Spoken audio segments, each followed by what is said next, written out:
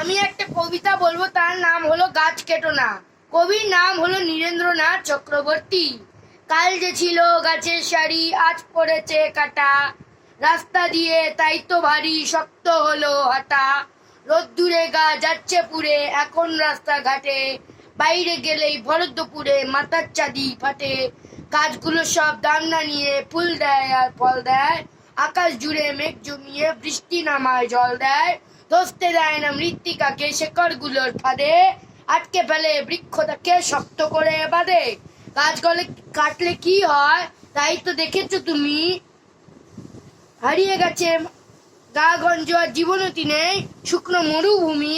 হারিয়ে গেছে মাথার উপর গাছের সবুজ পাতা। চলছে বাজার রাস্তা ও ঘর, এই নাকি কলকাতা।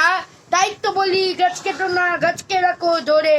তা না হলে ভাই লক্ষ্মী সোনা বাঁচবে কেমন করে।